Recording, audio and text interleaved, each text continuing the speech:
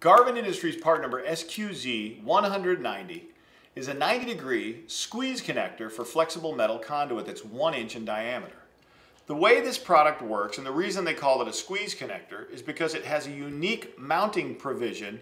When you take the flexible metal conduit and attach it to the connector, you slide it inside the sleeve, and then the two set screws provide a clamping action that squeezes down by tightening, and it chokes and bites against that flexible metal conduit, providing a nice, secure squeeze connection point. At this point, you're ready to remove the provided lock nut and attach the threaded aperture to the side of the box or enclosure.